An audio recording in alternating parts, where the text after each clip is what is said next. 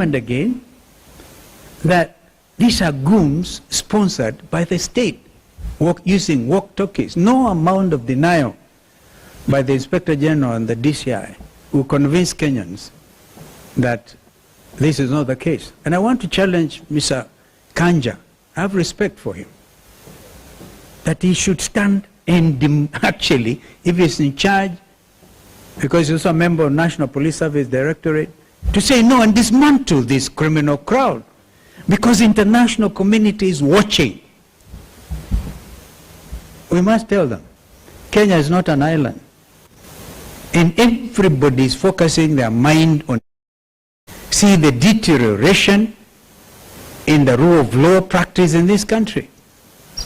So, Mheshimiwa Mwathi, pole sana. He said that twice, 3 times, anapelekwa kwa bush, alafu anaulizana, na hapa iko sawa. Yani hapo amumalizie hapo. Maximum fear and the terrorism. Thank you, Your Excellency and colleagues who are here and members of the Fourth Estate.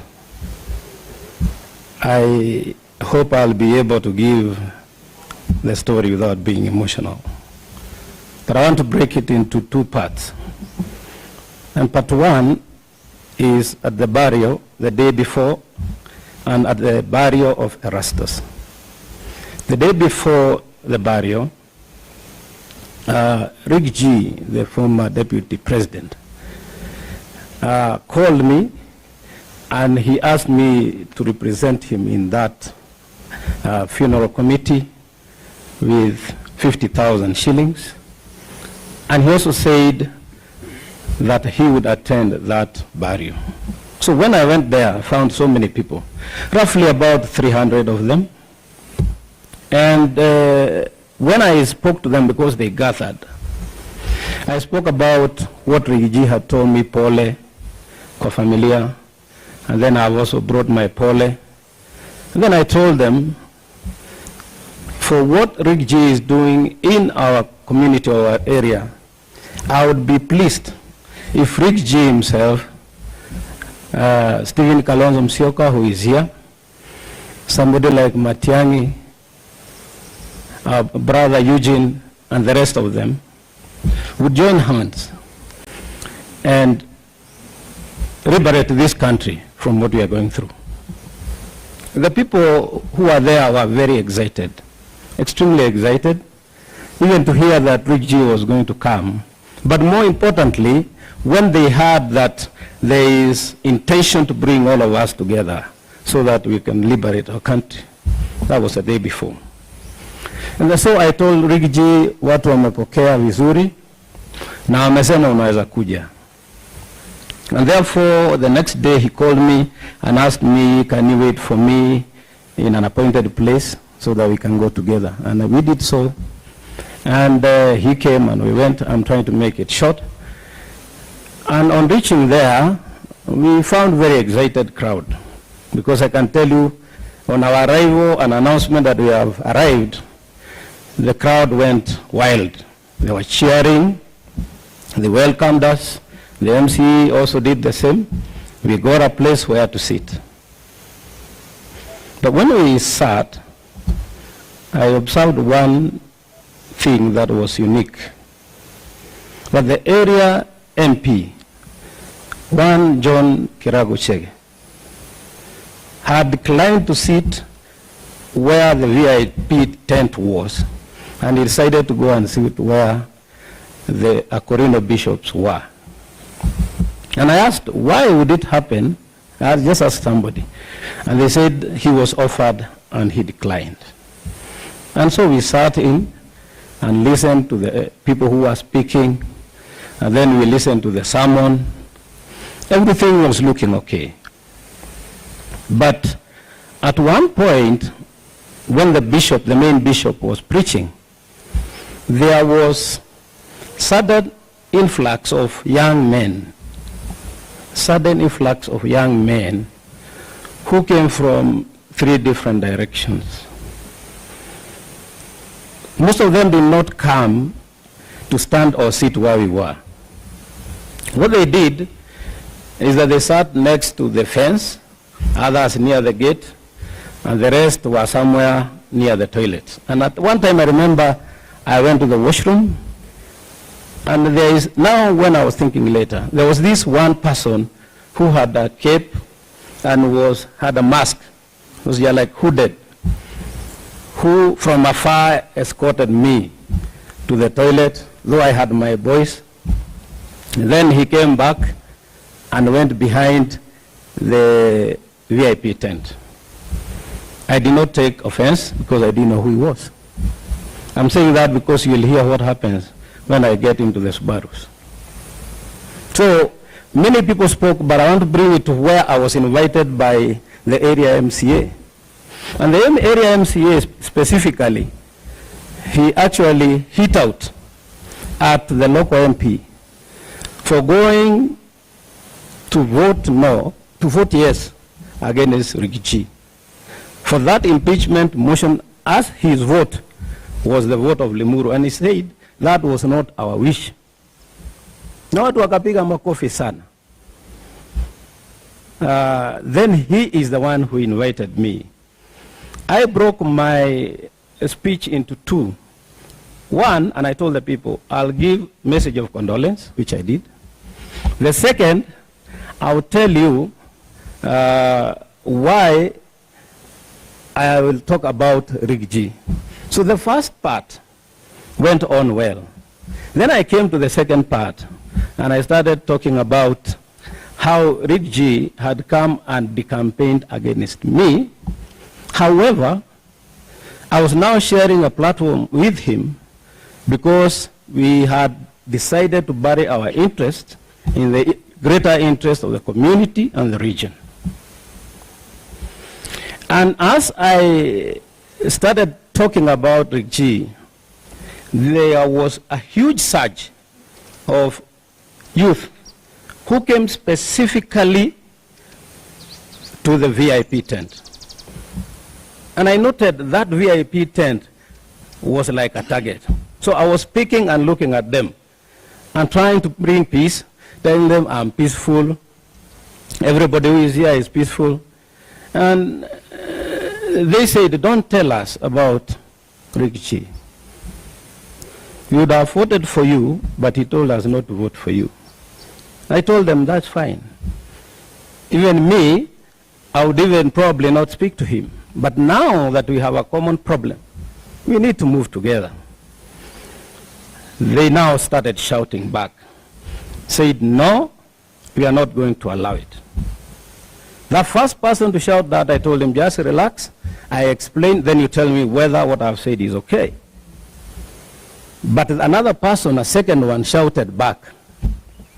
That event was somebody who pulled out the support of the tent. In that tent, I'm seeing now, when I saw the tent was collapsing on him, I kind of stopped because I wondered, where am I going? Our visitor is almost going down with the tent. But they pushed me out. Some of them are here. And of course, Rigiji had his own security. They took him to the car, and hell broke loose. They ran after us. And I want to make this clear that they had intentions. Because for the first time, I ran frantically for 2 kilometers. You look like a marathon. And what still is because it was downhill. So by the time I got where I was going, my knees were aching. Yeah, it's not a laughing matter, but we can laugh about it. And then at one time again we got onto the road, and then we saw those guys coming. Then they said, my guys told me, you know, those guys are carrying machetes, they are carrying pangas, some nut rungus. So the best thing you can do, tusipite barabara, when they see they can't get you, wataingia kwa boda boda, alafu watafika mahali tuko. And indeed I did that. And therefore we got into one of the houses. I want to believe he's a cousin of Baba Yao, because he so introduced himself. And when we got there, he told us, you are not going to pass through the actual path. Mutapitia kwa majani, mutapitia kwa mahindi, na mtapitia kwa napier grass and into the forest so that they don't see you. When we explained what was happening. And he quickly said, can you take off? Because probably he imagined what kind of harm there was going to be. So we took off and we ended up in some road. And one of my PAs, then I told him, now that we are here, what do we do? I cannot go walking to the main road. I don't know what will happen. So he said, we'll ask for a taxi. And he asked for a taxi. And this taxi came, it was very near the main road. And because I knew those guys probably would come to the shopping center of Bibirioni, I decided then I'll tell the taxi to drive me away towards Naivasha, and wherever I'll be, probably I'll look for a vehicle means to get home, and that's what they did. In the meantime, I was trying to call my guys. My driver was not picking, but at least one of the guys picked and he said he's okay. Vehicles have been hammered, but where we end up to, you just go, we will see what to do. So to me, I took off on the way towards flyover. There's a center called Flyover. And we were in that taxi. There are two Subarus. One black came in front. One green was at the back. But the one that came in front just stopped askew in front of us. And then this other one, when we checked, it was just almost knocking the bumper of the taxi. So two guys came from the front one. They opened the rear door. I was seated with the area MCA. I had my phone, and I'm saying that because the area MCA's phone had fallen off. Nilikuwa namuuliza, where is it? He said, I cannot trace it. Tukapiga ikawa inalia lakini haichukuli. Akaniambia imeanguka huko kwa kiwanja. Sasa yangu nilikuwa naye. And when they took us into the first vehicle, a few meters, like 100, they stopped again. Both of them very close range. And they pulled him out into the rear car. And then a guy came from behind and I was sandwiched. Mark you. All these guys were hooded. And I said this because Palembele, I spoke about somebody who was hooded in the barrio. And now, these guys who are inside the Subaru, all of them, including the driver, are hooded. They have a mask. And they have, one had a cape and the others had, I think baklava. Now, one of the things I was told is lazima utatii na utakaa hapo na tukikuuliza, I'm saying this because they were speaking in Swahili, na tukikuuliza kitu ujibu. Umesikia? The only time I was allowed to check sideways, because later they told me usiangalie kando, uangalie mbele, is only when they asked, unaona hii ni nini? Na pande hiyo ingine ni nini? Those were shotguns. I've been a chairman of security, I know them. Now, one of the significant things is, nimeona they have shotguns. The numbers, the vehicles don't have number plates. And the guy in front has a walkie-talkie. So my conclusion was, who would be like this, driving a vehicle like this? Having seen what Gen Z was going through, nikajua I am in for it. And so I said I will answer. And the long and short of it, the questions were telling. One question I was asked immediately is whether I love myself. And I said yes. The second thing they asked is, do you have a wife? And I said yes. Do you love her? And I said yes. Tunaenda tu. Do you have children? Yes. How many? Nikawambia I have 4 children. 2 boys, 2 girls. Nikaenda kueleza, you are talking too much. You must answer after you are asked a question. So nikasema ndio saa. And therefore they asked, do you have these children? Yes. Wanafanya kazi? Ndio. Unawapenda? Ndio. Haya. Then they kept quiet. Tukafika kwa that place called Flyover. They took the road towards, I think it goes to Thika. Yes. And it passes through some forest. Wakanyamaza, that road is rough. And those guys can drive very roughly. Nilikuwa nasikia tupupu unagonga gongwa tu. And you know now, since they are holding their shotguns here, ikitingika hivi unasikia ni kama you have been shot. So I'm saying my last prayers anyway. You don't know what is happening. And tukafika mahali kuna msitu na kuna stinging nettles. In Kikuyu we call it thafai. I don't know whether that's the right word. Yes. So when we reached there, one of them asked, hapa ni sawa? Akasema hapana. The other one said no. Tukaenda kidogo, wanaingia kwa msitu. Na hapa? Hapana. Can tell me which road. I think it goes towards that hospital, Kijabi or something. Yes. And they got they stopped at some forest. And then hata mmoja alitoka hapo. Kaulizwa hapo ni sawa? Akasema hapa ni sawa. Mimi nikasema now that is it. I'm done. At that point, jamaa karudi, akasema hebu niambie, wewe uko na Twitter account? Nikamwambia ndio. Nani anakuandikia hiyo Twitter account? Nikasema ni mimi, I do it.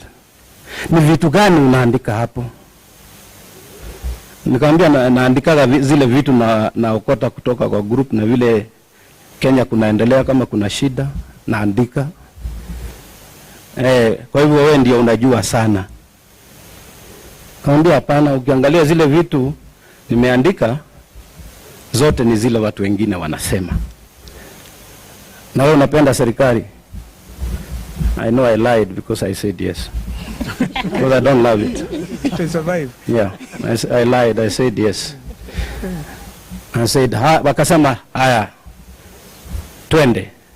So we went down and they got onto the Mahiu Road and then we took off towards Narok. Now towards Narok, we got into a place, kuna mahali hakuna manyumba, but there are some thickets. They stopped there. That was the third time. And said, hapa ndio mwisho. So I didn't know whether ni mwisho ya safari ama ni mwisho yangu. Kasema hapa ni sawa kabisa. So I asked, mlikuwa mnataka nifanye aje? Because mimi sijaongea kitu mbaya. Mkiangalia vile niliongea pale kwa mazishi, nyamaza. Sisi tuko kazi. They said, keep quiet, we are doing our work. Kasema asante. Even bad things wakisema nasema asante. Then all of a sudden tena wakapinduka. And from that point towards Mahiu, there was intense discussion between them and somebody. Ule alikuwa mbele ndio alikuwa anauliza wanasema kilo Charlie Bravo something, vitu kama hizo. I know it's some coded word and mostly used by police. Now having been a chair of security, I know that. And maybe other people they use.